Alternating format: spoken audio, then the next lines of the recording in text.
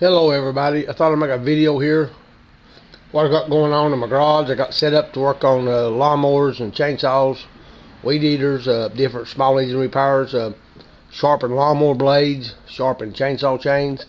My garage is a carport, 18 foot by 25 foot with plywood for the walls, which I got to replace with metal because the plywood is not going to last. It gets wet like as you see, but it's worked for 5 years now, but eventually we'll replace that with metal.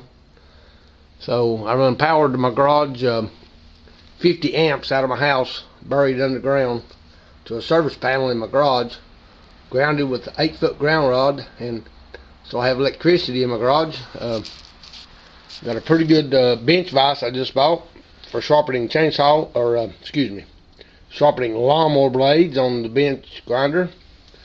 I have a pretty good vise here, a pretty big vise. It will rotate that way or that way if I need to, but pretty good vise. Various sockets and ratchets, extensions, Craftsman ratchets, 3 different sizes, spark plug gap, feeler gauge, air blow for air hose, air ratchet, and different wrenches. Might be pretty dark in here, but I got wrenches of every size. I got parts, different fuel filters, cut-off valves for fuel lines, fuel line clamps, keys to put in the flywheel keys if you shear a key off in the flywheel. I got some oil, spark plugs, brand new spark plugs. Of course I got funnels, different things. Looks a little junky here on the workbench, but I've been out here doing some work. I got various size files, different files. I got a weed eater there I'm going to try to fix. Got a lawnmower here. I was going to rebuild the carburetor. Got it tore apart here. Pretty nasty. Got to get it cleaned up, rebuild the carburetor. I used that lawnmower. It's been sitting about 3 or 4 years. Got gas and gas mixed up with oil for weed eaters, chainsaws, and of course, you know you got to have a motorcycle in the garage, Yamaha V-Star.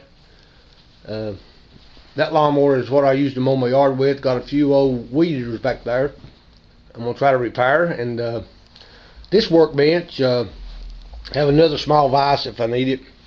An old grinder that's pretty old but still works. Cordless drill, compression tester, test compression on engines. Chainsaw sharpening kit to sharpen chainsaws with, and again sharpen the lawnmower blades over there on the bench vise, bench grinder, and got various size O-rings, various springs, hacksaws if I need them. Got a drill press.